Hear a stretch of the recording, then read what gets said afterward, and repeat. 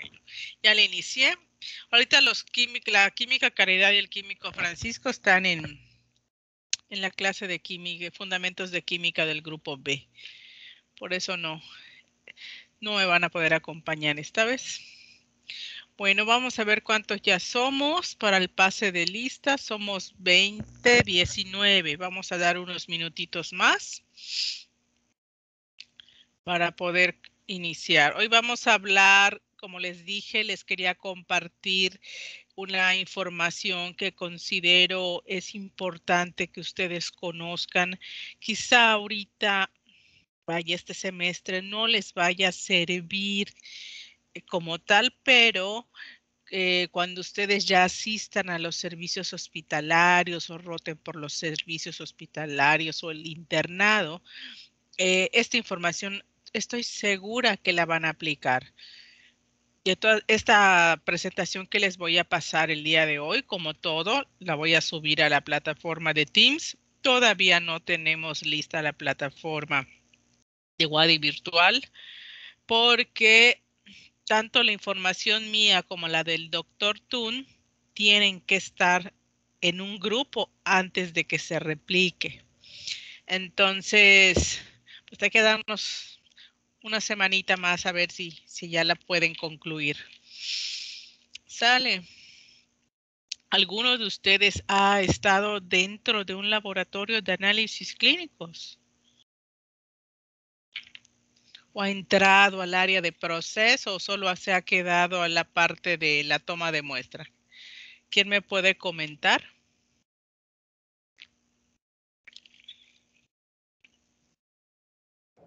Bueno, yo en mi caso no he tenido la oportunidad de estar presente en un laboratorio de análisis clínicos. Ah, ok. Pero sí, en algún momento te has hecho análisis, ¿verdad? Sí, claro. Ok, o sea que de la parte del cubículo de toma de muestra, ahí no has pasado, ¿no? ¿Alguien más? ¿Alguien más que nos quiera compartir algo si conoce el interior de un laboratorio de análisis clínicos?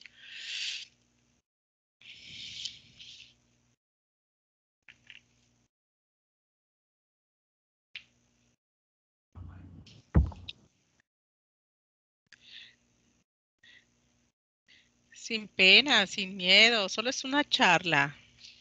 Bueno, es que la verdad tampoco, como dijo mi compañero, solo he estado en el área donde te toman la muestra. ¿La Ya, muestra? Ajá. pues no he visto de más, la verdad. Ah, ok. Oye, y cuando te van a tomar la muestra, ¿te preguntan algo de la persona que te va a atender? Aparte que si ya pagaste, ¿verdad? Pero que te preguntan algo de tu tiempo de ayuno o algo así.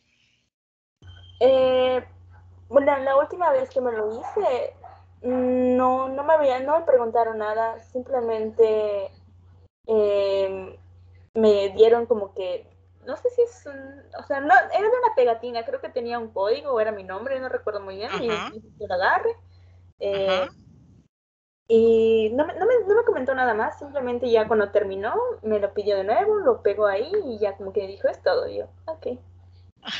En serio, ¿y fue de sangre? Sí, fue de sangre. Uy, pues, va. Bueno, la verdad que cada laboratorio tiene su manera de trabajar, sus condiciones, sus requisitos, hasta la hoja impresa donde está la solicitud de análisis. Cada laboratorio tiene lo suyo propio, ¿no? Pero hay cosas que sí tienen que ser estandarizadas, sobre todo porque impactarían en la calidad de la muestra. Por ejemplo, si uno no tiene el ayuno correcto, aunque el paciente te jure, primero hay pacientes que de repente te dicen, yo les pregunto, ¿a qué hora cenó? Cené a las 10 de la noche, cuando estaba viendo mi novela, y veo que tiene, por ejemplo, perfil de lípidos que no debe de ser más de 12, menos de 12 horas, ¿no? Y son las 7 de la mañana, por ejemplo, ¿no? Y cuando les explicas que no está en condiciones, te dice el paciente, no, ya me acordé, cené a las 7 de la noche. Entonces, ahí como que te quedas Yo siempre le digo a mis compañeros, hay que creer lo que diga el paciente, pero hay que hacerlo reflexionar acerca de lo que te está diciendo. Si nos está diciendo la verdad, pues hay que creerle. Pero si está diciendo algo nada más porque quiere que le tomen la muestra, aunque no esté en condiciones, pues se tiene que hacerle entender que los resultados no van a ser confiables, que ya vino, ya lo pagó y si no está en condiciones no va a servir el análisis. Y así, ¿no? Es una previa charla. Y ahí los pacientes de repente te dicen, no, creo que mejor me espero, creo que mejor regreso. Ellos solitos. Ahora, si te dicen y te juran y perjuran, pues nada más les digo que me firme una hojita de conformidad y listo, ¿no? Pero qué raro que no te preguntaron, Julie. Bueno, vamos a ver. Bueno, pues vamos a hacer el pase de lista. Todos se pusieron su bata, su blusa blanca o su camisa blanca.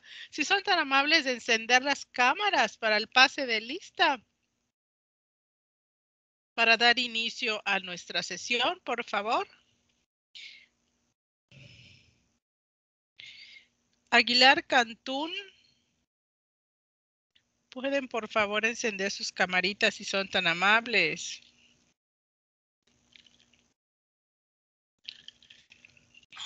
Es un momentito nada más para el pase de lista. Luego las volvemos a apagar para que yo pueda presentarles la sesión. Aguilar Cantún. Presente, en un momento, prendo mi cámara. No sé si me veo. Ay, muy bien. Ay, mira qué elegante se ven con sus batas. Qué chévere. Muchas gracias. Mari Carmen Alonso. Presente, maestra. Hola, Mari Carmen, muchas gracias. María Isabel Ayala. Presente, maestra, buenas tardes. Hola, buenas tardes. Muy elegantes. Jesús Calderón. Presente, buenas tardes. Hola. Augusto Carrillo. Presente, maestra. Está fallando mi internet. Creo que por eso no puedo prender mi cámara. Ok, no te preocupes, gracias. Irving Castillo.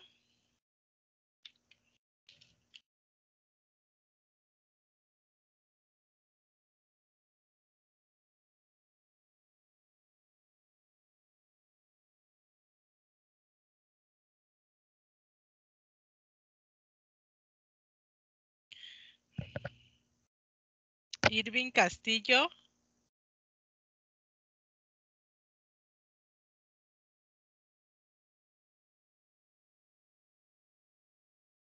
Me comentó que no tiene internet mediodía. Ok, perfecto. Carlos Castillo. Prendan sus camaritas, Presente. porfa. Presente, maestra, buenas tardes. Hola, buenas tardes. Juan Cetina Rosado. Presente. Hola, buenas tardes. Buenas tardes. José Miguel Chin Angulo. Buenas tardes, presente. Buenas tardes. Hola. María Fernanda Fernández. Buenas tardes, presente. Buenas tardes. Tu camarita, ahí estás, hola. Hola. Carlos Flores Melgarejo. Buenas tardes, doctora. Presente. Hola. Hola, hola. Hola. ¿Es tu chemis de quirófano esa? No, es una playera. Acuérdate que debemos de tener nuestra bata, ¿eh? Si Sí, tienes, por favor, para la próxima clase sin falta. Aunque sea una camisa blanca, nos dijeron, ¿eh? Porfa. Gracias. Silvia Góngora Chan. Buenas tardes, presente. Hola, buenas tardes, Silvia. Nelson González Cámara. Buenas tardes, maestra, presente. Hola, Nelson, buenas tardes. Gustavo Hernández Méndez. Buenas tardes, presente. Hola, buenas tardes. Daniela Juárez Uscanga. Doctora, ¿Sí? mi compañera me comentó que le avisara que no se va a poder unir a la clase ya que se encuentra enferma. Ay, sí, es correcto. Me mandó un mensajito. Sí, sí, no te preocupes. Sí, sí, ya hablé con ella, de hecho. Gracias por recordarme, sí. Juan Maza Ramallo. Presente. ¿Dónde estás, Juan? ¿No sirve tu camarita? Sí, la tengo prendida. ¿No se ve? No. No. No te veo. ¿Dispuesto? No dispuesto. No se ve, solo veo tu imagen. Creo que está arriba, hijo. Tienes que subirlo más. No, sube. Ah, ya te vi. Hola. Nada más les recuerdo, porfa, la camisa, bata blanca, ropa blanca, porfa. Saraí Ornelas. Buenas tardes, doctora. Presente. Hola, Saraí, buenas tardes. Aarón Peraza Torres. Aquí, buenas tardes. Hola, Aarón, buenas tardes. Diana Rejón Salazar. Presente. Buenas tardes. Hola, buenas tardes, Diana. Santiago Salazar Más. Presente, buenas tardes. Buenas Doctor, tardes. tengo mal la conexión. Ok. Muy bien, gracias por decirme. José Sánchez Gutiérrez. Presente, buenas tardes. Buenas tardes, hola. Julie Sierra. Pech. Presente, buenas tardes. Hola, Julie, gracias, buenas tardes. Daniela Suárez Cruz.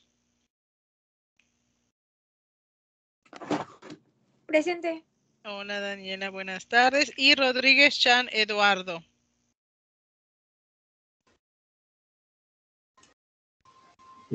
Presente, maestra. Hola, buenas tardes.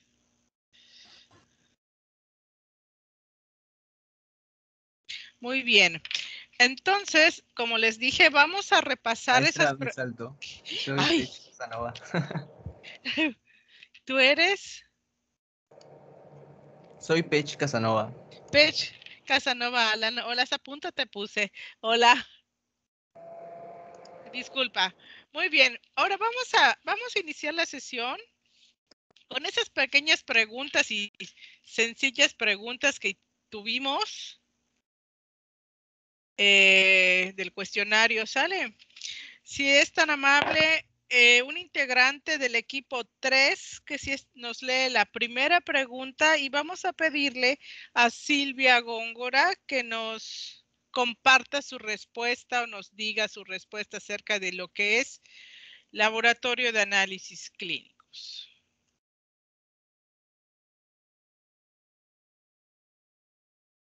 ¿Está por aquí Silvia? Sí, ¿verdad? Un momento, estoy checando. A ver, Silvia. Nosotros pusimos como definición que es un lugar donde los profesionales bioquímicos realizan pruebas y exámenes a muestras biológicas y ya como sangre, orina, etcétera, con el fin de contribuir al estudio, prevención, diagnóstico y tratamiento de las enfermedades. Perfecto. Muchas gracias, Silvia. Sí, realmente la mayoría de sus compañeros respondieron acertadamente esta pregunta. Y claro que se dice en general es un área donde se procesan muestras, ¿verdad?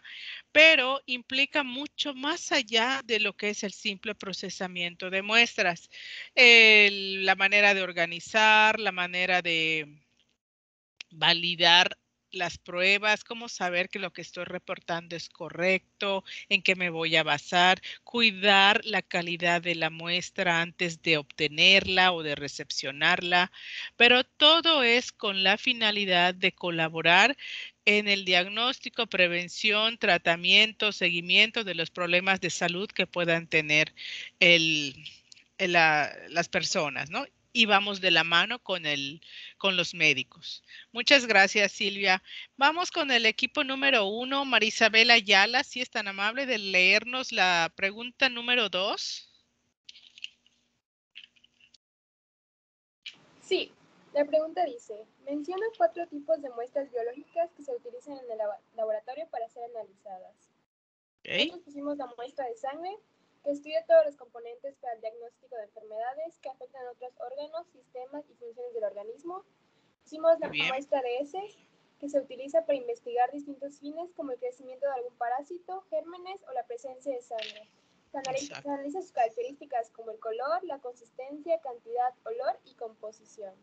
Pusimos la muestra del líquido cefalorraquídeo, que es realizado por el personal médico. Consiste en la extracción de este líquido que se encuentra en el espacio supraaracnoideo del canal espinal. La técnica se denomina punción lumbar. Exacto. Y pusimos la muestra de exudados, que se llama exudado al líquido que se expulsa a través de las membranas celulares por pequeños orificios en piel y mucosas. Se realiza para determinar la presencia de microorganismos causantes de infección. Excelente, muchísimas gracias, María Isabel. Efectivamente, realmente en el laboratorio se maneja una cantidad de muestras biológicas bastante amplia. Los laboratorios de primer contacto, que son los que manejan pruebas básicas o de rutina, las principales muestras biológicas que manejan ahí es la sangre y sus derivados, ya sea el plasma, el suero, plaquetas, las muestras de orina, el examen de orina, no solo el general de orina, sino, por ejemplo, la depuración de creatinina en orina de 24 horas, el albúmen en 24 horas, arrojan una información muy, muy importante. Por ejemplo, un simple examen de orina en una paciente que tiene 8 meses de edad gestacional, está embarazada, si en la presencia de proteínas al hacer el estudio de la orina, vaya la parte química, eso lo vamos a analizar luego, si se reporta la presencia de proteínas,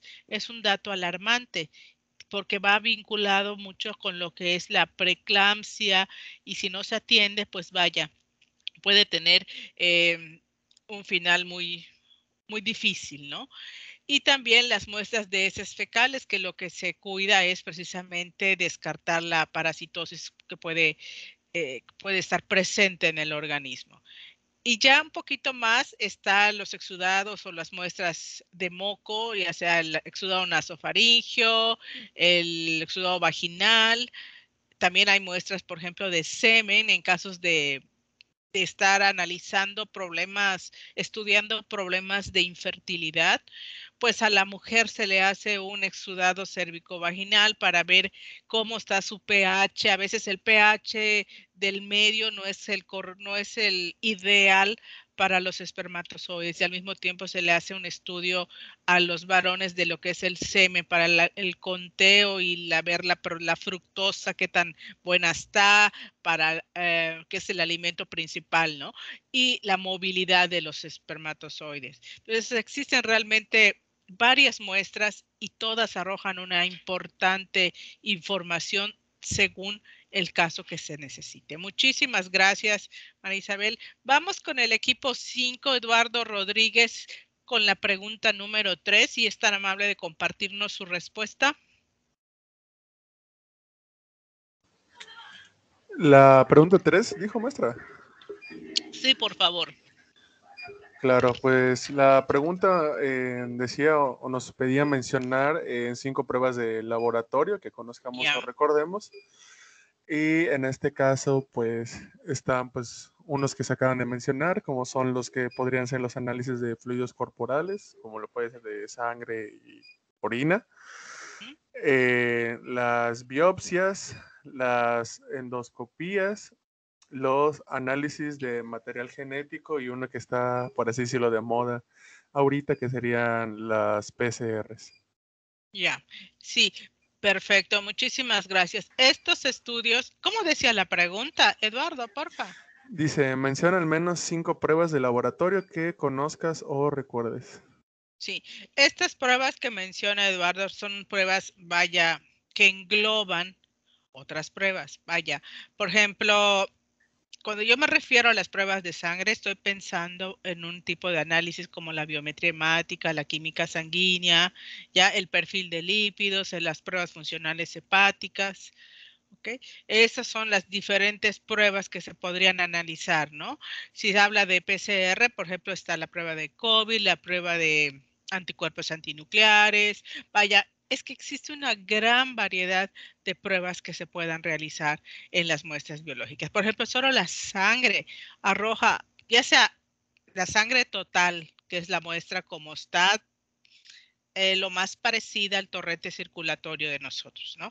Así se trabaja esa muestra. Hay muestras que las tenemos que centrifugar y utilizamos el plasma. Y hay muestras que se tienen que coagular primero, centrifugar y utilizamos el suero. Entonces, hay una cantidad de información que arrojan esas muestras biológicas que ahorita en esta asignatura, sobre todo en la unidad 1, vamos a estudiar lo que son las pruebas de rutina. O sea, esas pruebas vaya, hagan de cuenta como si fuera un batallón. La primera línea de batalla, ¿no? Son las más comunes, las que se piden antes de estar pidiendo estudios más sofisticados. Muchas gracias, Eduardo. Vamos con el equipo 2 y la pregunta número 4 con Juan Cetina, si es tan amable de compartirnos su respuesta. Sí, enseguida. La cuarta pregunta es, como futuro médico, explica brevemente para qué solicitas un análisis clínico. Los análisis clínicos permiten orientar, confirmar o rechazar diagnósticos que el médico sospecha. Esto de acuerdo a una serie de valores normales versus lo que el paciente obtiene en su análisis, que puede estar elevado o disminuido de acuerdo con el valor común. Por ello, se utilizan ampliamente y son el día a día de cualquier médico, ya que sin ellos es imposible tener un perfil completo del paciente más allá de lo que se puede ver u observar a simple vista con una buena práctica clínica. Perfecto, muchísimas gracias, excelente respuesta, Juan. Y efectivamente nosotros los médicos van a emplear el laboratorio como una herramienta fundamental. Tienen que ir de la mano para el diagnóstico, tratamiento, descartar un diagnóstico.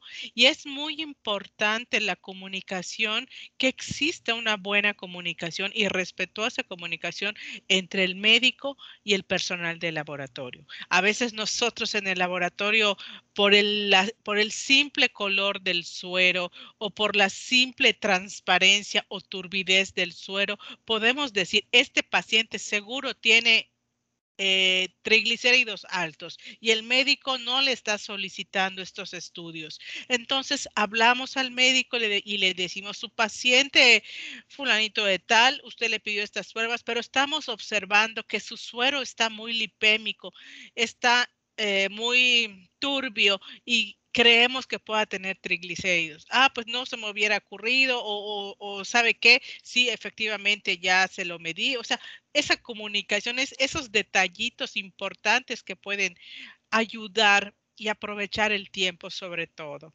Muchas gracias, Juan, por tu respuesta. Y vamos con la última, por favor, el equipo 4, Saraí Ornella, si nos puedes leer acerca de esta sustancia química que se emplea para la conservación de las muestras. Sí, la 5 dice, existen varios viales o tubos de recolección de muestras. Algunos contienen sustancias químicas para conservarlas según se requiere. Y el ejemplo que pusimos fue citrato de sodio, que se usa como un anticoagulante en los tubos usados para tomar sangre en ciertos exámenes de laboratorio que miden el tiempo de coagulación sanguínea, entre ellas el tiempo de tromboplastina parcial activado y el tiempo de protrombina. Y el color del tapón del tubo es azul. Perfecto, excelente, Saraí. Muchísimas gracias al equipo, a Saraí y al equipo 4. Efectivamente, estas sustancias que nos ayudan a conservar la muestra se llaman anticoagulantes. Y existen principalmente, bueno, hay varios anticoagulantes. Los más comúnmente empleados, como bien dijo Saraí, uno es el citrato de sodio, pero este citrato de sodio solo se emplea para conservar las muestras que van a ser analizadas para la medición de los tiempos de coagulación, protrombina y tromboplastina. Y es muy importante que cuando un paciente en su solicitud diga tiempos de coagulación, tienen que agarrar el tapón azul Si ustedes agarran el tapón morado, que es otro vial que tiene anticoagulante, pero es EDTA, no se puede determinar los tiempos de protrombina y de tromboplastina. No funciona. Y en la presentación que les voy a dar a continuación, se los voy a explicar. Muchas gracias. ¿Tienen algún comentario acerca de esto o podemos ya iniciar la presentación?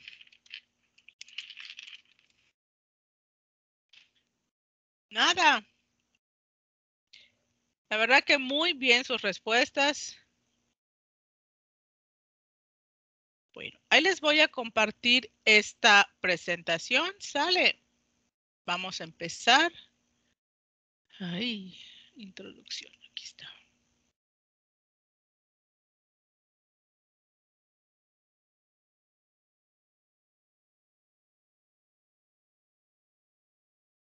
Todavía no abre, ¿verdad? Ahí va. Está fallando.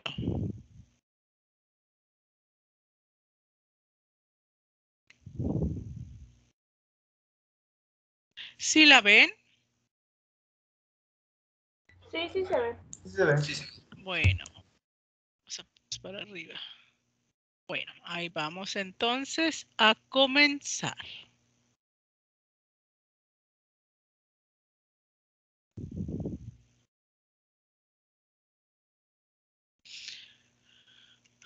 Cualquier cosa, porfa, no les veo ni sus manitas, pero me pueden interrumpir en cualquier momento, por favor, sí, siéntense con la confianza.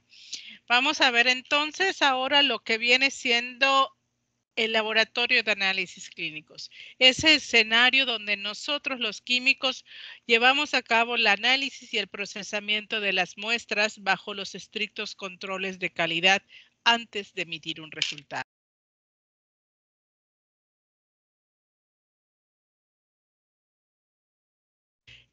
Es un área, departamento o un lugar donde el personal de salud químico principalmente, porque también hay técnicos laboratoristas, analiza las diferentes muestras biológicas empleando o no equipos automatizados, apegados a las normas vigentes. Las dos principales son la norma oficial mexicana NOM 007 SSA 3/2011, que es para la organización y funcionamiento de los laboratorios clínicos. En esta norma te desglosa todo lo que debes de cumplir, el área de recepción, el área de espera, lo que debe de contener el área de procesamiento, la regadera, los lavabos, el extintor, todo aquello que se requiere para un buen funcionamiento y más que nada la seguridad para el personal. Y la otra norma que nos rige es la ISO 9001-2015 del Sistema de Gestión de la Calidad, que esta es una norma internacional que promueve la adopción de un enfoque a procesos al desarrollar, implementar y mejorar la eficacia de un sistema de gestión de la calidad. En esta norma realmente nosotros, el laboratorio de la Facultad de Medicina, estuvo certificado en esta norma y ya después para la recertificación, pues ya la dirección, la universidad tomó pues ciertas directrices y solo aplicó para el laboratorio de la Facultad de Química y nosotros nos quedamos en buenas prácticas. ¿Qué quiere decir esto? Que seguimos cumpliendo los requisitos de esta norma, pero no somos evaluados por el organismo certificador. Pero adoptamos esa cultura, todo en función de una mejora continua de nuestros procesos, de nuestra manera de trabajar, de cumplir con los requisitos de calidad y siempre en beneficio de nuestros, le llamamos clientes, realmente son pacientes, pero también los estudiantes son nuestros clientes, los profesores son nuestros clientes, los investigadores son nuestros clientes, ¿sí? Y los pacientes como tal que solicitan el servicio. Todo esto, como les decía, con la finalidad de obtener valor en las diferentes muestras analizadas, bajo las más estrictas medidas de calidad y cuyo principal objetivo es contribuir al diagnóstico, pronóstico y o seguimiento de la evolución de una enfermedad con el compromiso de establecer una colaboración y comunicación estrecha con el médico tratante, especialmente en casos de problemas diagnósticos. Una buena y cordial comunicación. ¿Qué muestras biológicas se analizan en un laboratorio de análisis clínicos? Y como bien habíamos platicado en la resolución de la pregunta, manejamos sangre y sus derivados como el plasma, suero, el concentrado globular, el concentrado rico en plaquetas, orina, heces fecales, y por eso las tengo en otro color, porque son las muestras, vaya, de la primera línea. Las más importantes, las básicas, las que estas muestras, sus resultados te abren la posibilidad de pedir otras pruebas más sofisticadas. Está el exudado nasofaríngeo, el líquido cefalorraquídeo, como bien comentaron, líquido pleural, el semen, ¿sí? Estas son algunas de las muestras biológicas. ¿Para qué solicitan los estudios de laboratorio? Como bien explicaron, confirmar sospecha clínica o establecer un diagnóstico, para descartar una enfermedad o un diagnóstico, para establecer información pronóstica, para el seguimiento de la respuesta terapéutica, para detectar algunos padecimientos en ausencia de sospecha clínica, para conocer el riesgo de un individuo o grupo de individuos de padecer alguna enfermedad. Creo que para todas la prueba, esta enfermedad, este virus que nos está realmente trastornando nuestra forma de vivir, aplicaría para todas estas. Confirmar sospecha clínica, una persona, un paciente que tiene tos, tiene calentura, ahorita todo es COVID hasta demostrar lo contrario, ¿no? Entonces vamos a hacerte la prueba para ver si no tienes COVID. Si no tienes COVID, entonces ya pues nos vamos a tranquilizar, ¿no? Para descartar una enfermedad o un diagnóstico, pues a lo mejor una persona dice, no, es que yo tengo estos síntomas, me dicen que tengo COVID, por ejemplo, ¿no? Pero no se ha hecho la prueba, se hace la prueba, sale negativo, no, pues no tienes COVID. Y así sucesivamente, ¿no? Yo recuerdo que cuando vino ese problema del dengue hemorrágico, nosotros a nuestro laboratorio acudían pacientes, por ejemplo, una toma, la primera toma, y de repente glóbulos blancos un poco elevados, plaquetas 110. Con toda la sintomatología, el médico le decía, repítete el estudio 3 días después. 3 días después iba, las plaquetas ya estaban en 90,000 y los glóbulos blancos ya estaban en 12,000. Los glóbulos blancos aumentaban y las plaquetas disminuían. Y conforme pasaba el tiempo, a la cuarta muestra, entonces ya las plaquetas empezaban a subir y los glóbulos blancos empezaban a bajar. A mí me encantaba porque era una gráfica así del comportamiento de la enfermedad.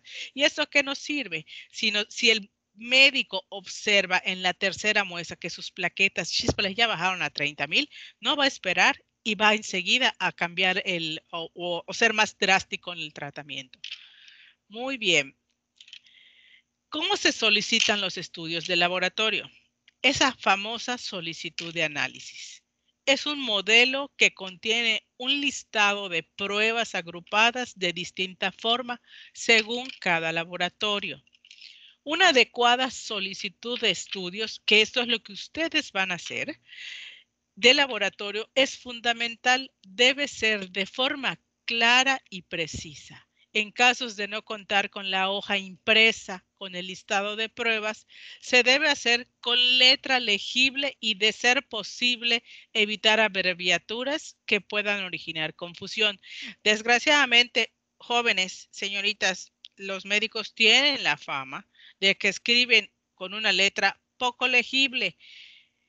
Yo creo que es por la prisa, yo creo que es, pues no lo sé, pero siempre dicen eso. Y a veces el médico escribe con una letra poco legible y además nos pone pruebas, por ejemplo, química sanguínea de 32 elementos. Y nosotros en el laboratorio, la verdad, manejamos de 4 elementos o de 6 elementos y ya las demás, pues ya el médico especifica qué pruebas quiere. Entonces hay que ser un poco claros para que no incurramos en poca comprensión de ello, ¿no? En algunos casos es conveniente agregar alguna información clínica, por ejemplo, que el paciente esté tomando antibióticos, esté tomando anticoagulantes. En el caso de los anticoagulantes, en la terapia de anticoagulantes, pacientes que han tenido algún problema de infarto o de accidente vascular cerebral, lo que sea, si el paciente se le realiza esta prueba y el médico no nos da esa indicación, obviamente que al estar tomando anticoagulantes, sus tiempos de coagulación van a estar elevados. Pero si nosotros no lo sabemos, ¿qué es lo que va a pasar? Realizamos la prueba y nos da casi el doble de lo esperado. Y lo vuelves a hacer y te vuelve a dar lo mismo. Y dices, ¿será mi reactivo? ¿Será mi control? Y vas y agarras otro reactivo o abres unos nuevos controles y vas como que trabajando de más y dudando hasta cierto punto, ¿será que la muestra no está bien tomada? Ya saben. Entonces, y si el médico nos da esa orientación, pues ya nosotros ya sabemos qué esperar, ¿no? Muy bien. Dar indicaciones claras y decirle al paciente que llame o acuda para solicitar información de las condiciones que se requieren. Todos los estudios de laboratorio tienen ciertas condiciones para realizarse. ¿Esto qué quiere decir? Que la muestra sanguínea debe de cumplir ciertos requisitos antes de ser analizada. Y el más común es el tiempo de ayuno. Si el paciente, como les explicaba del caso de esta señora, ¿no? Si el paciente tiene una prueba de perfil de lípidos y cenó a las 2 de la mañana porque tenía una fiesta y va a las 7 de la mañana al laboratorio, en lugar de tener las 12 horas de ayuno, solo tiene 6 horas. Los resultados no van a ser confiables. Y lo mismo pasa, por ejemplo, nosotros somos muy exigentes en la biometría hemática en mujeres que no tengan el periodo menstrual al momento de tomarse la muestra. Hemos visto que disminuye 1 gramo de hemoglobina, por decirlo. Pero si esa pacientita tiene 10.5 de hemoglobina, por decirlo, y cuando se lo hacemos da 9.5, pues ya es una alarma de probable anemia. Pero realmente su problemática es porque está en periodo menstrual. Entonces, hay muchos detalles que hay que cuidar antes de realizar los estudios. Aquí les muestro. Esta es una solicitud de análisis de nuestro laboratorio. ¿Por qué creen que está en colores? ¿Qué creen que estos colores representan? ¿Alguien por allá que me pueda decir? No tienen que saberlo realmente porque es una cosa muy interna del laboratorio. ¿Qué creen? ¿Creen que es por algo o creen que nada más se nos ocurrió, vamos a colorearla así? Sería para reconocerlo, por ejemplo, si lo ponen en un tubito de ensayo o en algún cliente, sería para reconocerlo, ¿no? Efectivamente. Si ustedes ven, muchas gracias. ¿Quién eres? No te visualizo. Es Eduardo. Muy bien, Luis Eduardo. Realmente a nuestro laboratorio acuden pasantes de química, acudían estudiantes de tercer año en medicina y todo. Y para evitar confusión en los viales, lo que hicimos fue hacer algo muy práctico y muy visual de colorear de acuerdo al tapón que se requiere para estas pruebas. Entonces, el paciente entra con esta hoja y con sus recibos y un montón de papeles de caja y ya con las pruebas marcadas. Entonces, el estudiante, el pasante, solo agarra los tubitos con el tapón correspondiente. Muchas gracias. Efectivamente, así es. Vamos a ver ¿qué son los valores normales o de referencia? Y lo mencionaron en una de las respuestas que dieron sus compañeros. El término normal se ha utilizado para caracterizar a personas sanas. Estadísticamente se designa a la forma gaussiana de campana o normal de la distribución de valores en la población cuando se grafica. No sé si ustedes recuerdan la famosa campana de Gauss que se vio en estadística, si es que la vieron en algún momento de su prepa o algo así. ¿Alguien se acuerda? Porque en el grupo anterior no recordaban lo de la campana de Gauss. Sí, recuerdo. ¿Sí se acuerdan? Sí. Sí, muy bien. El empleo del término valores de referencia es el adecuado y se define como los límites de una serie de valores obtenidos en un grupo de individuos en un estado de salud determinado. ¿Qué significa esto de valores de referencia? Y esto es muy importante porque uno de los objetivos de nuestra asignatura es precisamente que ustedes aprendan a identificar cuando los resultados del laboratorio no están en el rango normal. ¿Ok? Si nosotros visualizamos, esta es la famosa campana de Gauss. La parte azul, que es la central, son, vaya, los valores de referencia, es lo aceptado, es lo normal. Es ese rango de que hasta en ese rango estoy bien, estoy normal. El rojo, que va a los lados del azul, es un valor que está fuera de rango patológico o está anormal, entre comillas, ¿no? Y ya más abajito de la campana, lo que es naranja, es un valor realmente de alarma o grave, ¿no? Esto es lo que va a regir los resultados del laboratorio, jóvenes. Lo azul son los resultados de un paciente dentro de los rangos establecidos. Y ahorita van a ver en esta hojita que todas las hojas de resultados dice valores de referencia. ¿Sí? ¿Qué significa? Que es lo esperado obtener. Si el paciente está por encima o por debajo, alarma, hay algo que atender. ¿De acuerdo? ¿Queda claro, jóvenes, hasta aquí? ¿Nadie tiene alguna pregunta, algún comentario? No, por el momento. ¿No? Un momento, claro. Gracias. Muy bien. Bueno, continuemos entonces. ¿Cuáles son las fases de los estudios de laboratorio?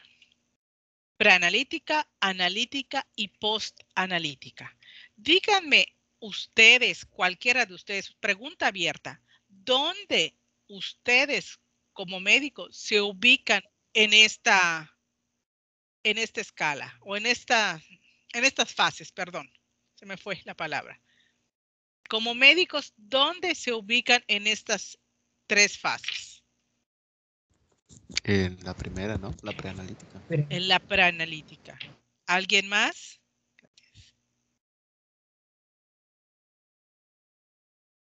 ¿Solo en esa? ¿En todas? Ajá. Mande. No entendí la respuesta. En todas. Bueno. Principalmente se ubican en la preanalítica y en la postanalítica. La preanalítica, ¿por qué? Porque ustedes son los que van a emitir la solicitud de los análisis para un paciente de acuerdo a su historia clínica, a su sintomatología, a lo que ustedes observen al momento de evaluarlo, de auscultarlo, de interrogarlo, porque a veces con solo interrogarlo puedes decir, bueno, ¿sabes qué? Vamos a hacer esto, ¿no? Y las indicaciones del paciente. Estos dos puntitos que están en moradito es donde ustedes encajan en esta fase. Posterior a esto, ya nos compete al laboratorio el proceso administrativo, la toma de muestra, recepción de la muestra, obtener la muestra y trasladarla al área de proceso. ¿Ok? La fase analítica, pues es donde se analiza, donde se procesan las muestras. Normalmente son los químicos, técnicos, analistas. Puede haber médicos también, ¿ah? Sí. Por ejemplo, los hematólogos o a veces cuando le hacen un aspirado de médula, ellos acuden al laboratorio. Yo me acuerdo yo trabajé mucho tiempo en el Centro Médico de las Américas y el doctor Góngora Biachi, que en paz descanse, el doctor Pedro González, ellos iban al laboratorio con su muestra, su frotis de médula ósea y ellos la teñían y ellos la veían y ellos todo, ¿no? Pero yo recuerdo que nada más en esos casos. Y la fase postanalítica, que es cuando nosotros ya obtuvimos los resultados de la muestra, ya vimos que todo está perfecto, el control de calidad, todo, se lo damos a recepción para que transcriba los resultados, los firmamos, cotejamos que lo que transcribieron corresponde a lo que yo reporté, firmo en sobro y el paciente pasa por su resultado. Y estos resultados son los que ustedes van a evaluar, van a estudiar, van a apoyar un diagnóstico o un tratamiento o descartar un diagnóstico. Muy bien, gracias. ¿Quedó claro hasta aquí? Porque ahorita vamos a pasar a lo que viene siendo la toma de muestra sanguínea. ¿Alguien de este grupo ya toma sangre o ha tomado una muestra de sangre?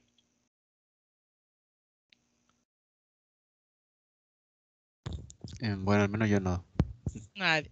Creo que una compañera mencionó la primera clase que ella sí, pero es la que no entró hoy, que estaba enferma. Ok. Bueno, vamos entonces a ver lo que rodea o el escenario de la toma de muestra sanguínea. ¿Qué es una toma de muestra sanguínea? Es un procedimiento que permite acceder al torrente sanguíneo para extraer una pequeña muestra de sangre que serán utilizada en diversas pruebas. Nosotros en el laboratorio manejamos dos tipos de técnica, que es la técnica con jeringa y la técnica con Vacutainer. También hay, y lo comentamos una compañera de ustedes en la clase anterior, la mariposita, que es una manera más práctica para, sobre todo para niños pequeños, ¿no? Para obtener la muestra. Muy bien, ¿qué material y equipo vamos a requerir?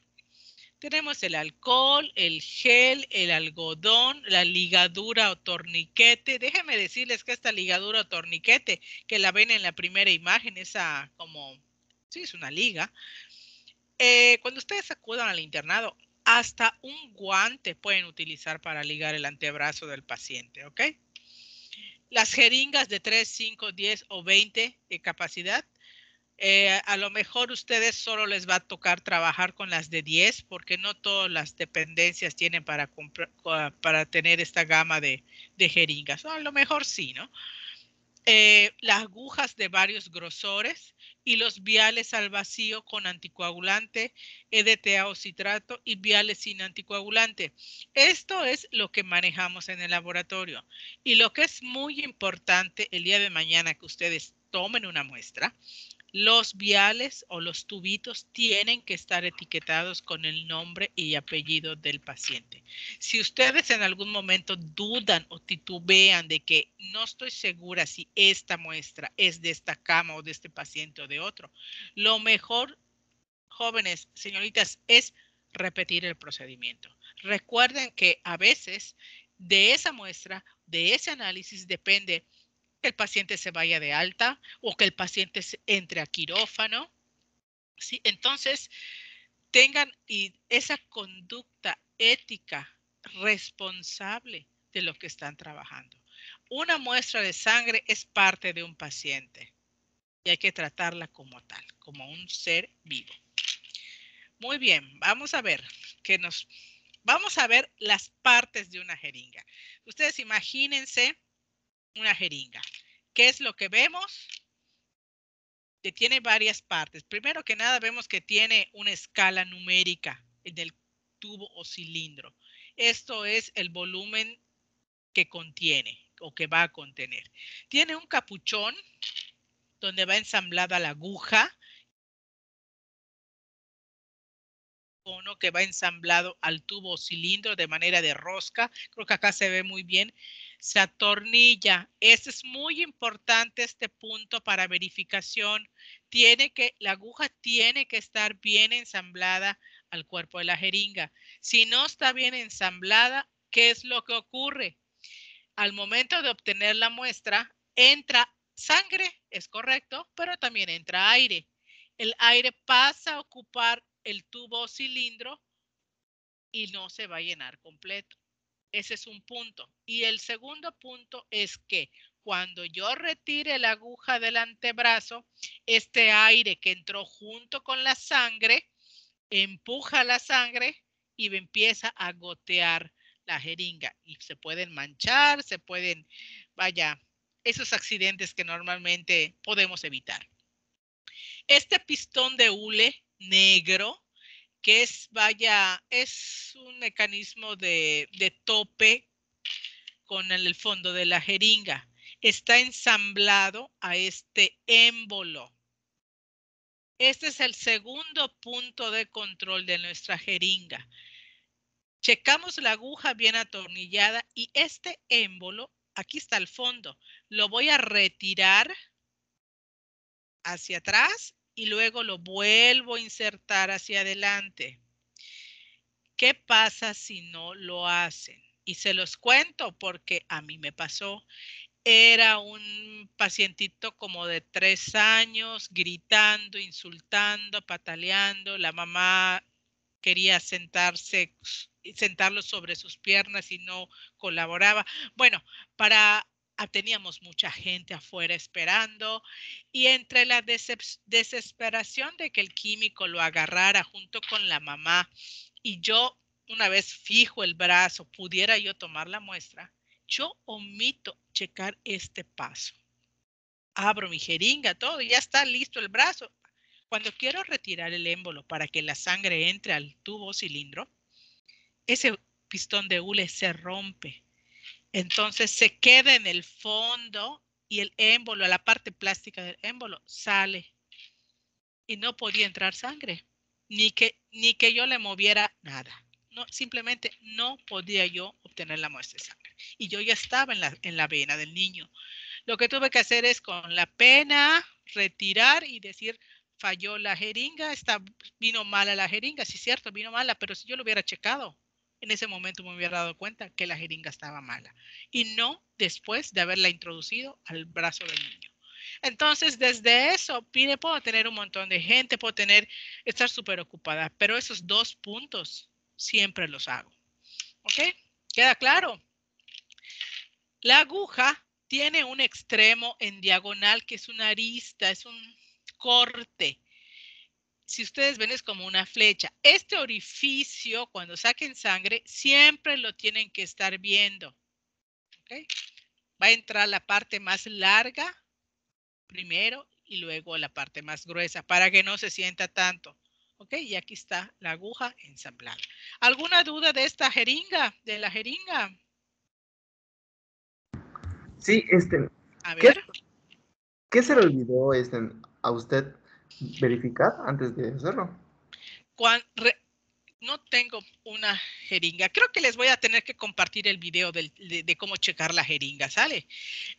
Cuando yo agarro la jeringa, tengo que atornillar bien la aguja al cuerpo de la jeringa. Y el émbolo, o sea, esta parte donde dice émbolo, es un tubo de plástico o es un artefacto de plástico que va ensamblado a esta parte negra que es de hule.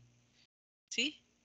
Cuando yo retiro el émbolo, este pistón de hule también se retira y entra la sangre. Pero al romperse el hule, este hule se quedó aquí al fondo y ya no podía entrar la sangre. ¿Sí quedó claro? Sí. Muchas gracias. ¿Sí? Bueno, continuemos entonces. Vamos a ver ahora el tamaño y grosor de las agujas. Si ustedes ven en esta imagen, los capuchones también son de colores como los de los viales. El calibre, que es el diámetro o luz interna de las agujas expresada en G, unidades Gauge. Mayor número es más delgada, menor número es más gruesa. Mucho ojo, estamos hablando de agujas de las jeringas, no de los estiletes y los catéteres para pasar solución fisiológica, que esa es otra nomenclatura. Este calibre, pues viene siendo este primer numerito, 21, 20, 20, 21, 22, 23 y 25 con la letra G. El otro es la longitud de la aguja o largo de la aguja que está expresada en milímetros o pulgadas y viene siendo este segundo valor. Si ustedes ven, dice en milímetros. Y ya los colores, pues son más fácil familiarizarnos al momento de escoger. Los que más trabajamos son este 21x32 verde y 22x32 negra en caso de venas delgadas o de niños. ¿Alguna duda? Vamos a pasar a los viales o tubos colectores, que son esos pequeños tubos destinados a contener la muestra sanguínea. Pueden tener anticoagulante, pueden tener gel separador o pueden no tener absolutamente nada. Y esta también es una gama de colores. Cada tapita corresponde a ciertas características del vial y los que más utilizamos en nuestro laboratorio es el tapón azul, tapón rojo, el tapón morado y el tapón amarillo. Esos son los más comunes. El orden de llenado también es importante, sin tomar en cuenta los homocultivos. El primer vial que donde vamos a decantar o insertar la aguja para que caiga la sangre es el de tapón amarillo o tapón rojo, que no tienen anticoagulante. Posteriormente, el anticoagulante con citrato de sodio, que es el tapón azul, luego el morado.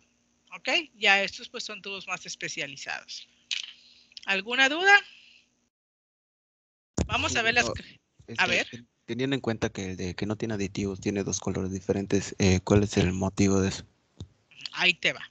Ahorita te lo voy a explicar en la siguiente diapositiva. Gracias por la observación. Vamos a ver el tubo de tapón amarillo. Aquí les puse amarillo, rojo con o sin gel separador. Realmente el rojo no tiene nada. No tiene nada. Y el amarillo tiene este gel separador, esto de aquí abajito, que es como, se ve como un poquito blanco. Es un gel que lo que va a hacer es que al momento de centrifugar la muestra después de coagularse, este gel queda entre el paquete globular y el suero, evitando que se homogenice o que se mezcle posteriormente. Este tubo se me puede caer y el suero y el paquete globular no se revuelven. ¿Por qué? Porque lo está conteniendo este gel. Este vial sirve para determinaciones en suero. ¿Qué quiere decir? Que lo que vamos a trabajar en el laboratorio es esta parte amarillita. ¿Ok? Lleva en el fondo del tubo un gel separador que al centrifugar se interpone entre el suero y el coágulo, separándolos definitivamente e impidiendo su homogeneización posterior. El volumen de llenado máximo es 5 mililitros. Acá abajito, no sé si lo logran ver, del tubo en esta etiqueta del lado izquierdo, dice 5 mililitros. Y este tubo se utiliza preferentemente en química clínica e inmunología, porque son las determinaciones que se realizan en el suero, nada más. Luego vamos con el tubo de tapón azul celeste que contiene citrato de sodio. Este sirve para estudios de coagulación. ¿Por qué es importante este anticoagulante para estas pruebas? Porque precipita los iones calcio, es decir, los sedimenta. Uno de los principios de la medición de los tiempos de protombina principalmente es la sangre. Cuando se obtiene, se decanta en este vial. Posteriormente se centrifuga de tal manera que lo que vamos a trabajar para determinar los tiempos de protombina y tromboplastina es el plasma. O sea, es la parte esta blanca, como este suero, si ustedes ven, está blanco, no está, debería estar amarillo, transparente, el plasma, perdón. Pero este paciente tenía unos triglicéridos como de 800. Entonces, nosotros estudiamos el plasma en este vial. Este anticoagulante, como les dije, precipita los iones calcio y uno de los principios de la medición de los tiempos es que al momento de medir, yo añado calcio in vitro para que se coagule y es lo que se mide. En cambio, el EDTA quela el calcio, o sea, lo encapsula, ya no lo puede reactivar. ¿Ok? Se usa en forma acuosa, tamponada para estabilizar el pH del plasma, para que esto no varíe y los factores de la coagulación no se alteren. Una vez centrifugado el tubo, obtenemos plasma. Recuerden que en el tubo amarillo lo que obtuvimos era suero y este es plasma, que es la muestra usada para las determinaciones de coagulación. El plasma se diferencia del suero, ambos obtenidos tras la centrifugación de la sangre, en su riqueza en factores de coagulación. O sea, el plasma de esta muestra es rico en factores de coagulación, cosa que el suero al coagularse ya no tiene esos factores. La característica primordial, el volumen de anticoagulante que tiene está preparado para un volumen determinado de sangre. ¿Qué quiere decir? Este vial se tiene que llenar a toda su capacidad. No podemos decir, ay, le voy a poner 2 centímetros, le voy a llenar la mitad, porque el llenado incompleto del vial altera totalmente los resultados de los tiempos de coagulación. ¿Ok? O sea, va en relación 1 a 9. Hagan de cuenta, por 1 centímetro de anticoagulante, tengo 9 centímetros de sangre. Por 0.5 de anticoagulante, tengo 4.5 mililitros de sangre. Y así sucesivamente, ¿ok? ¿Quedó claro? Esto es muy importante que lo consideren y lo tomen en cuenta. Vamos ahora con el tapón malva lila que contiene EDTA. Aquí está nuestro vial. Y si ustedes observan la etiqueta, aquí dice 4 mililitros. Todos los viales en la etiqueta dicen la capacidad que tienen de llenado. Este tubo se utiliza para el estudio cuantitativo y cualitativo de las células sanguíneas, tanto para su recuento y su estudio de la morfología, que viene siendo el hemograma. También se utiliza para estudios inmunohematológicos como los grupos sanguíneos, las pruebas de compatibilidad en el banco de sangre. También se puede utilizar para la velocidad de sedimentación globular en procesos inflamatorios. El EDTA es un anticoagulante con un efecto quelante sobre el calcio. También sirve para conservar la muestra para que se realice la hemoglobina glucosilada. ¿Okay? Y su volumen de llenado es 4 mililitros. Y aquí sí puedo manipular 1, 2 o 3 mililitros. Nosotros normalmente tomamos 2 mililitros de muestra y los resultados son muy confiables. ¿Alguna duda hasta aquí, jóvenes? ¿Ah? ¿Quedó claro lo de los viales? Todo claro. Sí, bueno, vamos a ver entonces. Vamos a hacer unas 4 preguntitas para que esto quede claro. Son abiertas, cualquiera puede responder. Observa estos viales y dime cuáles son los que contienen anticoagulante. Tapón azul, tapón morado, tapón amarillo. ¿Cuál de estos 3 tiene anticoagulante? ¿Quién respondió? Yo que el lila y el celeste, ¿no? El lila y el celeste. Muy bien. Luego, siguiente pregunta. ¿Qué diferencia hay entre el vial azul y el vial morado?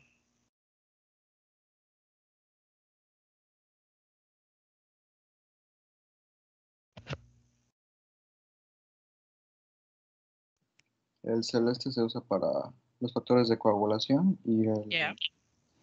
y el lila era para el conteo de células, ¿no? Sí, para la biometría hemática.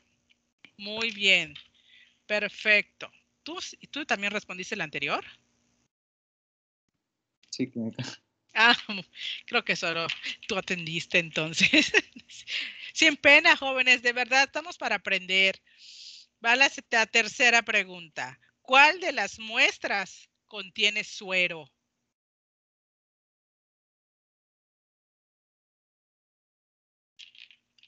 ¿Cuál de estas El tres? amarillo. El amarillo. Perfecto, jóvenes, los dos. Y la última preguntita. ¿Cuál es la diferencia entre el tubo amarillo y el tubo morado?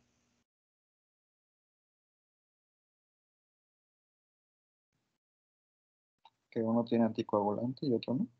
Perfecto, así es. Y fíjense algo curioso. Este tubo de tapón morado, azul celeste, yo lo tengo que centrifugar para poder trabajar el plasma. Este tubo de tapón amarillo, yo lo tengo que coagular y centrifugar para trabajar el suero. Pero este tubo de tapón morado o lila, a pesar de que aquí está sedimentado el paquete globular, para que yo lo trabaje, tiene que estar bien homogenizada la muestra. O sea, yo tengo que mezclar tanto el paquete de las células, paquete celular, con el plasma antes de realizar las mediciones. Muy bien. Vámonos ahora, ¿qué determinaciones se realizan en estas muestras? Esto es muy importante. Les voy a pasar este cuadro de viales y pruebas. Por ejemplo, el de tapón morado que contiene EDTA, es un anticoagulante, sirve para biometría hemática, plaquetas, sedimentación globular, reticulocitos, tipo sanguíneo y hemoglobina glucosilada. Tiene un ayuno de 8 horas mínimo. ¿Okay? Y el volumen de muestra pues puede ser 1, 2, 3 o máximo su capacidad 4 centímetros. ¿Okay? El tubo de tapón azul celeste tiene citrato de sodio y sirve para las determinaciones de tiempo de protombina y tiempo de tromboplastina parcial. Obviamente que hay otras pruebas como el fibrinógeno y otros factores que no los puse porque nosotros no los hacemos. Esta tabla está basada en lo que nosotros realizamos en el laboratorio de primer contacto. ¿Sí? Y el ayuno también es de 8 horas. Y aquí lo más importante es la capacidad del vial se llena necesariamente completa. Y las otras muestras, todas estas, son las que se utiliza el suero y son un montón.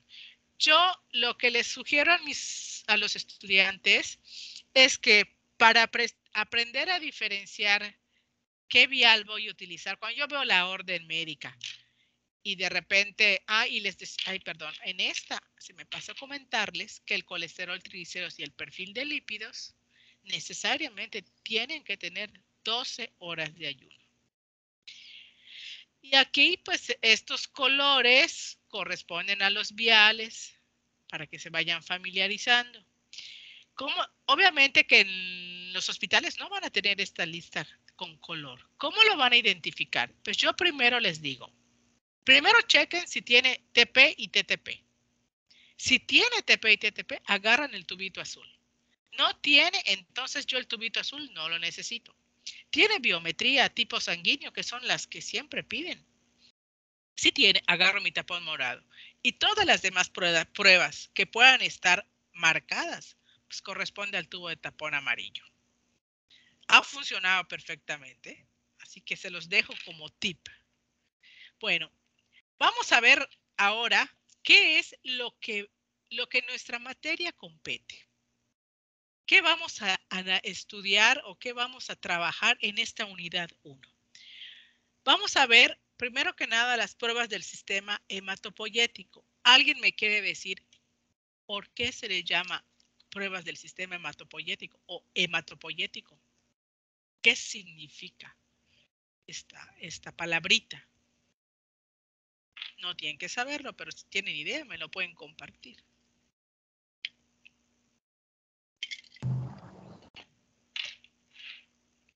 A ver. Pues me imagino. Bueno. A ver, ¿quién? No puedo ver quién, pero a ver, cualquiera que quiera iniciar. A ver, chica. Yo iba a decir que, pues en términos generales, o sea, relacionado a los glóbulos rojos, toda la parte del hematocrito, que incluye también la parte de los glóbulos blancos, es decir, monocitos, leucocitos, lo que sea, y pues las plaquetas, o sea, como que en general toda esa parte. Sí, es correcto. Muchas gracias. Sí, efectivamente, el sistema hematopoyético, bueno, corresponde o se refiere a las células sanguíneas, o sea, como bien dijo su compañera, glóbulos rojos, glóbulos blancos y plaquetas. Estas se originan en la médula ósea mediante un complejo proceso de diferenciación y maduración celular que se denomina hematopoiesis. Por eso a estas pruebas se les llama pruebas del sistema hematopoyético. Son esas células que se originaron en la médula, que se diferenciaron, maduraron, salen a la sangre periférica, ya maduras, y esas son las que vamos a analizar. Vamos a ver, la prueba más común es la biometría hemática o también llamada citometría hemática, porque son mediciones numéricas. Eritrocitos o glóbulos rojos, leucocitos, glóbulos blancos, plaquetas, reticulocitos. Aquí los reticulocitos realmente son parte de los eritrocitos, son los eritrocitos inmaduros. Luego vamos a ver las pruebas básicas del metabolismo, como la química sanguínea, incluyendo la glucosa, urea, creatinina, ácido úrico, el perfil de lípidos con sus fracciones lipídicas, colesterol, triglicérido, HDL, LDL, VLDL y el índice heterogénico, el riesgo heterogénico. Vamos a ver también las pruebas funcionales hepáticas con sus transaminasas pirúvica y oxalacética, las bilirrubinas, total, directa, indirecta, proteínas totales, albúmina y la relación albúmina-globulina. También vamos a incluir en esta unidad preoperatorios como el tiempo de protombina, tiempo de tromboplastina parcial, tipo y RH, que vienen siendo parte de lo que es banco de sangre, ¿no? VIH y algunas pruebas cruzadas, qué son y cómo se realizan y por qué son importantes. Y por último, las otras muestras biológicas, orina y heces, el examen general de orina, la prueba de embarazo, el coproparasitoscópico, citología fecal, pH y azúcares reductores. Es un poco extenso, pero yo creo que lo que más nos importa es la biometría química, las más comunes. Vamos a ver cuáles son las pruebas del sistema hematopoyético. Citometría o biometría hemática. El término citometría hemática es el más adecuado para referirse a la medición de las células de la sangre. Citocélula, metros, medida, hematos, sangre. Es el estudio más solicitado junto con el examen general de orina y la química sanguínea, llamadas pruebas de rutina o pruebas básicas. Es la herramienta fundamental para la valoración de la anemia. Esta biometría hemática analiza o estudia los tres grandes e importantes grupos de células sanguíneas: la fórmula roja con sus reticulocitos, fórmula blanca y las plaquetas. ¿Qué parámetros nos va a arrojar o información nos va a dar la citometría hemática? El hemograma nos da la información sobre el contagio del número de los diferentes tipos celulares en sangre periférica: los eritrocitos o hematías, reticulocitos, las plaquetas, los leucocitos, tipo de leucocitos, acuérdense que hay varios tipos, el número y los valores porcentuales, cuantificación de la hemoglobina, la medición del hematocrito, cálculo de los índices eritrocitarios de Winthrop y plaquetarios.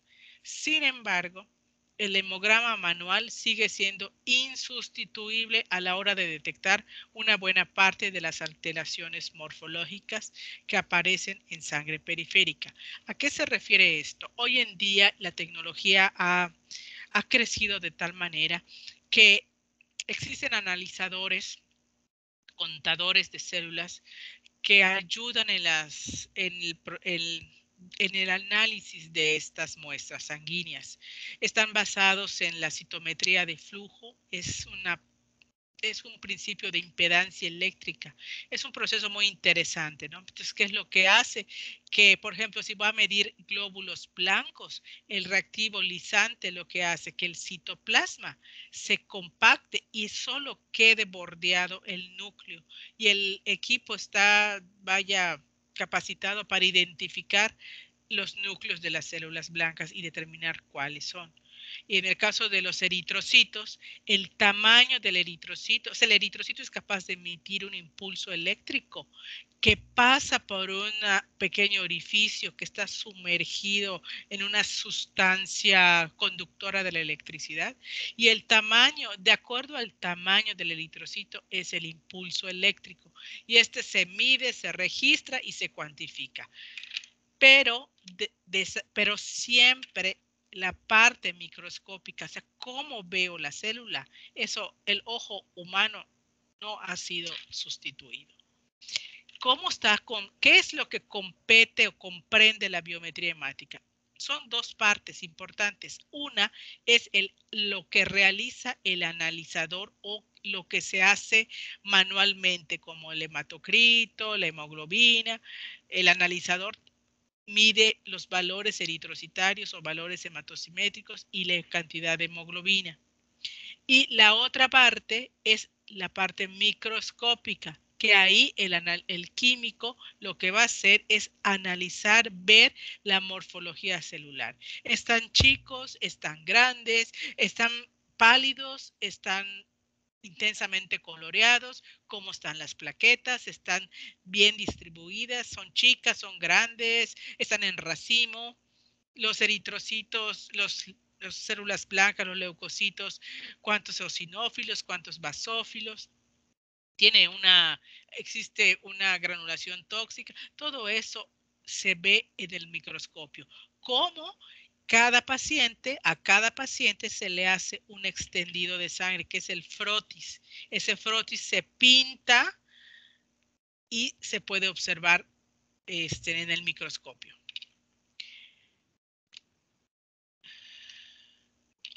Nos quedan 10 minutos.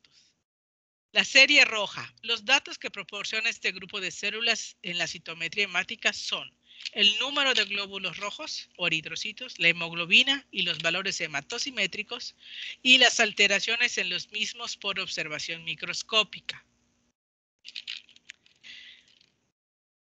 La hemoglobina, HB son sus siglas, su concentración está expresada en gramos por decilitro y representa la cantidad de esta proteína por unidad de volumen. El parámetro debe ser el único que se emplee para definir si hay o no anemia. Esta hemoglobina es lo que le da el color al eritrocito. Comúnmente en el reporte va asociado a hipocromía y se representa por cruces. Una cruz, 2 cruces, 3 cruces. O sea, quiere decir, y va en aumento. Hipocromía, una cruz, puede ser también denominada como leve, 2 cruces moderada y 3 cruces ya es severa. ¿Ok? También lo opuesto a hipocromía es hipercromía, la hemoglobina aumentada y se representa de igual manera. O sea, que el término hipocromía e hipercromía nos lo va a dar la concentración de hemoglobina en el eritrocito. Ambos datos son de apreciación visual del químico, aunque se correlacionan con el valor obtenido en el equipo analizador. Es decir, el equipo analizador no me arroja un valor de hemoglobina, pero si el equipo analizador me arroja un valor de hemoglobina de 6 y yo veo en frotis no veo hipocromía, algo está pasando y ya yo tengo que ver en dónde está el error o el detalle, ¿sí? O sea, me orienta, pero yo lo corroboro en microscopio. Y el valor de referencia, que habíamos platicado, depende de la edad, el sexo, la altura sobre el nivel del mar y el estado fisiológico menstrual en el caso de las mujeres, ¿ok? Luego tenemos al hematocrito, con sus siglas HT y expresado en porcentaje. Representa el total de eritrocitos en la sangre. Los equipos automatizados no lo miden, sino lo calculan, tomando en cuenta los eritrocitos contados y el volumen globular medio, por lo que es un parámetro con menor precisión. Realmente el hematocrito, si ustedes visualizan el tubito de biometría que les mostré, el de tapón lila, en esa imagen que se ve abajo el paquete globular y arriba el plasma, el hematocrito así se ve. Lo que mide es el paquete globular que está en el tubo de Winthrop, que es donde se mide. Tu valor de referencia depende de la edad, sexo, altura, sobre el nivel del mar y el estado fisiológico del paciente. Otro dato importante es el número de glóbulos rojos expresado en millones sobre microlitro. Es un valor de referencia también que depende de la edad, sexo y la altura. El volumen globular medio, este dato también es muy importante.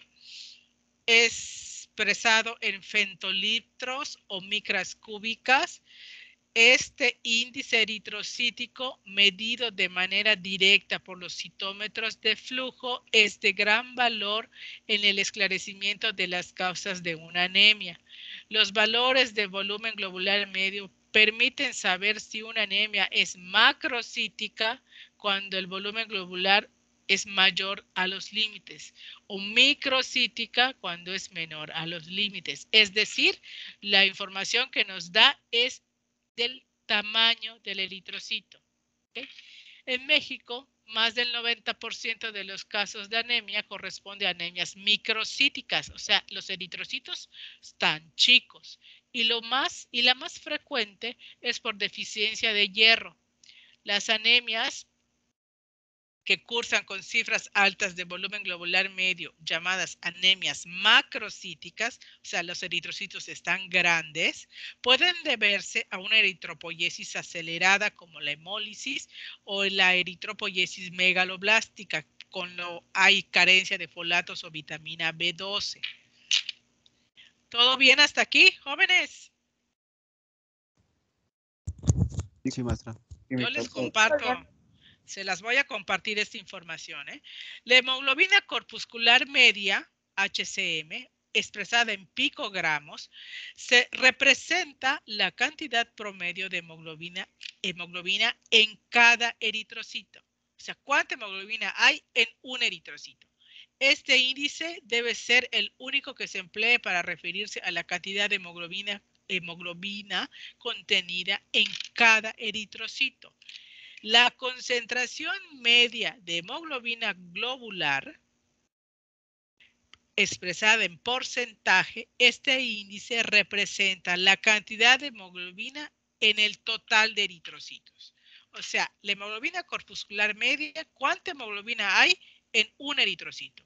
Y la concentración media de hemoglobina globular, ¿cuánta hemoglobina hay en todos mis eritrocitos? Como si fuera un promedio, ¿ok? Y los reticulocitos pues son las células rojas inmaduras recientemente desprovistas de núcleo que han sido emitidas a la sangre prematuramente por la médula ósea. Se les llama así ya que al teñirse con tinción supravital, los restos de ácidos nucleicos se disponen en el citoplasma a manera de red. Lo que se pinta es esa red, esa que yo le digo es como la red, un retículo endoplásmico prácticamente. El conteo es a través de frotis sanguíneo, que es ese extendido de sangre sobre un cristal, y el microscopio se ve a través del objetivo de inmersión de 100X. Aquí dos detalles. La biometría hemática, el frotis que yo realizo para ver la morfología de los eritrocitos, el conteo de blancos, primero hago el frotis y luego lo pinto. Aquí en los reticulocitos, primero pinto la sangre, pongo 3 gotas de sangre y 3 gotas de colorante y lo incubo a 37 grados y después hago el frotis. ¿Ok? Es una diferencia muy importante. Aquí el valor de los reticulocitos es en porcentaje y al sacar el índice reticulocitario interviene también el hematocrito y el porcentaje del reticulocitos. Este porcentaje es decir, yo cuento 100 eritrocitos y en esos 100 eritrocitos, ¿cuántos reticulocitos encontré? ¿Ok? ¿Alguna duda hasta aquí? Y este es nuestra hoja de resultados de la biometría hemática y vamos a ver lo que está en la flechita. Esto es lo que mide el citómetro de flujo, es decir, los equipos analizadores. Aquí está la fórmula roja y los parámetros que vimos, los eritrocitos, hematocrito, el volumen corpuscular medio, la hemoglobina, concentración media de hemoglobina, Hemoglobina corpuscular media, concentración media de hemoglobina corpuscular. Estos son los valores que vimos. La observación microscópica, aquí la vamos a encontrar en la morfología celular y vamos a reportar policromía y hipocromía en cruces. 1 es leve, 2 moderado, 3 es severo. Poiquilocitosis, anisocitosis, microcitosis, macrocitosis. Entonces, normalmente esto no debe de existir. Si existe y es un dato sugestivo de anemia principalmente.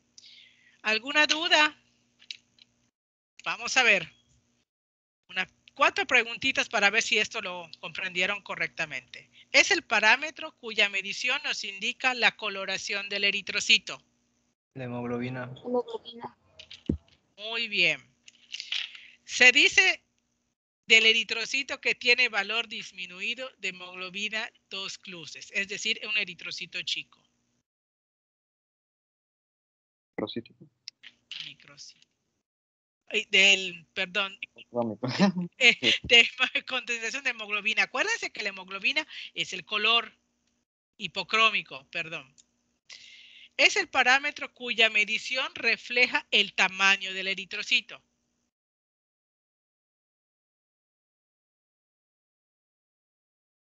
¿Se acuerdan que les dije que eran los 2 valores que nos daban? Y en base a esos 2 valores se hace la clasificación y macrocítica, ¿no?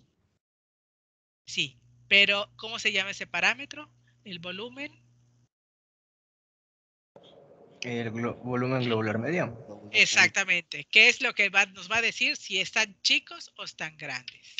Y aquí, bueno, pues ya la dijeron, ¿no? Si el volumen globular medio es aumentado, quiere decir que el eritrocito es grande. Y se reporta como...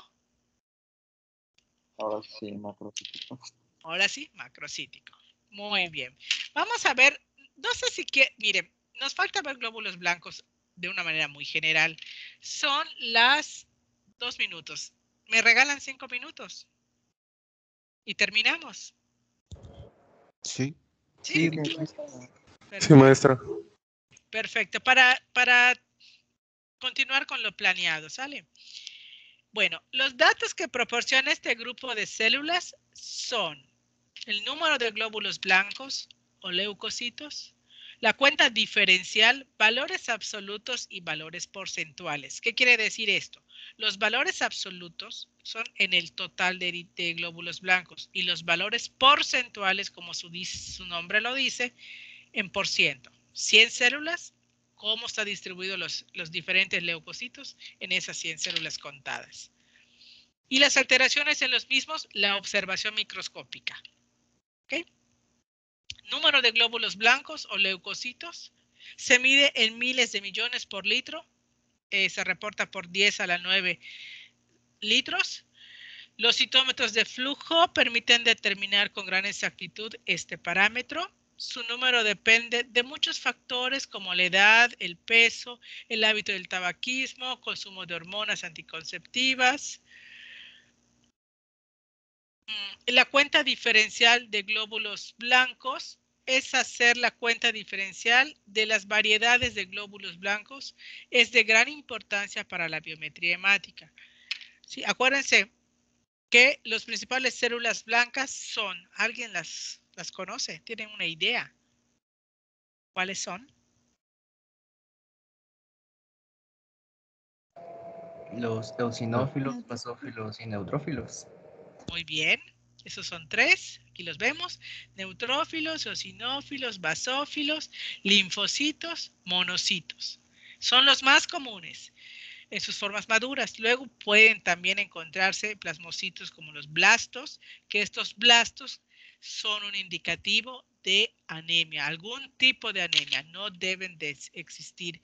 Vaya, a lo mejor uno que se vea por allá, bueno, ¿no? Pero ya cuando estos están aumentados, es un indicativo de leucemia, perdón, de leucemia. Bueno. Valores absolutos es la cantidad de las diferentes células blancas respecto al total de glóbulos blancos. Y los valores porcentuales Es la cantidad de las diferentes células blancas respecto a 100 células contadas. Y aquí volvemos a nuestra hojita. Aquí tenemos la fórmula blanca. Leucocitos, linfocitos. Este MIT es una mezcla de células menos frecuentes que abarca monocitos, eosinófilos y basófilos. Aquí el equipo analizador no nos dice de este valor cuántos eosinófilos, cuántos basófilos y cuántos monocitos corresponde. En cambio, en el microscopio, al ver la placa, ahí sí podemos sacar esta cantidad.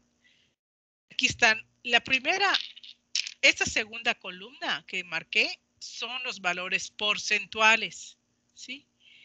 Aquí están los valores de referencia, que siempre van acompañados de los resultados. Y si ustedes observan en la fórmula blanca, aquí dice leucocitos. Quiere decir, este 6.5 KUL, quiere decir que el paciente tiene 6.500 leucocitos o 6.500 blancos. En cuanto a los linfocitos, tiene 2.7. Como esta columna es de los valores absolutos, quiere decir que de los 6.500 leucocitos, 2.700 corresponden a linfocitos. De 6.5 leucocitos, 2.7 son linfocitos. 3.6 son granulocitos y 0.2 abarca entre monocitos, eosinófilos, basófilos o algunos precursores inmaduros. Esto es respecto al 6.5, que es el total de blancos. Y acá el 41.1, 4.3, 54.6 quiere decir que de 100%, 41% son linfocitos, 54.6% son granulocitos. ¿Y esto cómo lo voy a reportar? Esto que dice diferencial manual es lo que yo veo en el microscopio y yo cuento. Por cada paciente contamos 100 células. ¿Sí? Es un pianito, hagan de cuenta que es un piano y que cada tecla corresponde a una célula específica. Entonces yo voy pasando mi campo visual y digo, aquí hay un linfocito, aprieto la tecla del linfocito. Y así sucesivamente hasta que llegue a 100 células, timbra el pianito y yo lo único que hago, traslado mis resultados de ese pianito a la hoja de resultados. ¿Ok? Y esto es lo que se observa, eso es lo que yo veo, son estos valores del diferencial manual. Y esto me sirve de guía de lo que yo cuento, pues más o menos es similar a lo que el equipo cuenta.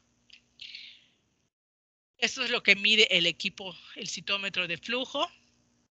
Y vamos a ver las otras células como los plasmocitos, que se encuentran en algunas virosis, como mononucleosis infecciosa, rubiola, varicela, los blastos cuya presencia es ya sea de la serie mieloide o linfoide, es sugestiva de leucemia aguda. Acuérdense que entre la hemoglobina y el volumen globular medio nos van a ayudar a determinar una anemia.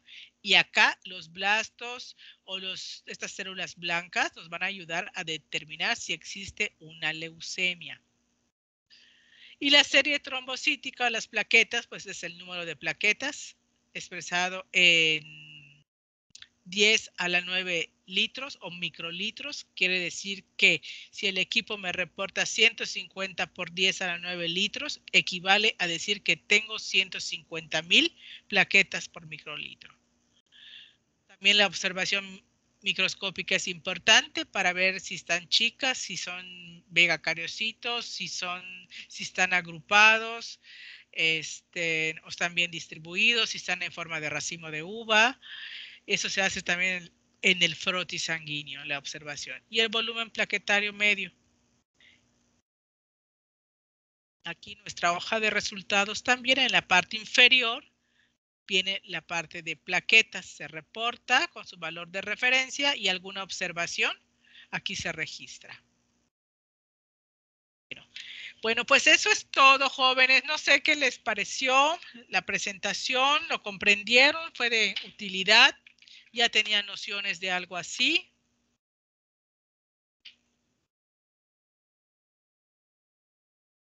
Sí, tenía lo que a veces no todos son los valores de referencia, pues a veces cambian un poco de laboratorio a laboratorio, ¿no? Entonces a veces es un poquito complicado quedarse con una cantidad o memorizar una cantidad, porque pues exactamente.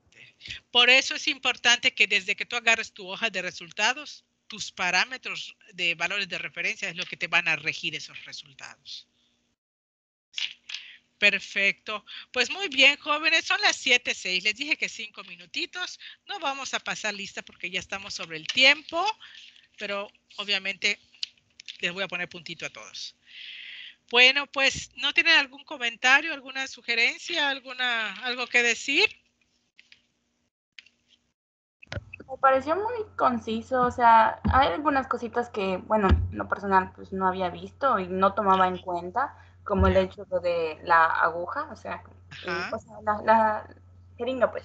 Sí, sí, sí. Y, ajá, como que te das cuenta que esos pequeños detalles como que sí te llegan a influir para, pues, el momento que llegues a utilizarlo. Y más, pues, si estás ya con un paciente y no vaya a ser que se te pase lo mismo, no sé. Exacto. Sí, sí, sí. Realmente, Yuli, la información de la toma de muestra sanguínea, cuando nos dijeron, vienen los alumnos a aprender a sacar sangre, pues nosotros lo hacíamos de manera rutinaria, ya sabes. Pero ese ir observando lo que vas haciendo y registrarlo, fue así como que, ay, mira este detalle, ay, mira este de otro detalle, ¿no? De hecho, déjenme comentarles que yo hice, hace mucho que iban los estudiantes, hice mi manual de toma de muestra de laboratorio, donde está todo descrito, las partes del laboratorio, cómo se toma la sangre, la parte de la biometría, todo lo tengo. Tengo allá el archivo. Lo voy a retomar para ver si se los comparto para que tengan. No está actualizado, obviamente, ya tiene mucho tiempo que lo hice, pero tiene información interesante. Muchas gracias por tu comentario. Les comparto esta presentación, jóvenes. La tarea del cuestionario de la siguiente clase, por favor, a sus otros compañeros no se lo dije, son 2 cuestionarios. Uno que es el de la citometría hemática que ya vimos y otro de la química sanguínea que vamos a ver, por favor. ¿Sí? Lo tienen para entregar, es una semana, el siguiente miércoles hasta antes de la clase, ¿ok? De todas maneras, le pongo las indicaciones. Muchísimas gracias por su presencia, su asistencia. Y les deseo una bonita noche, una buena semana. Cuídense mucho. Y nos vemos el próximo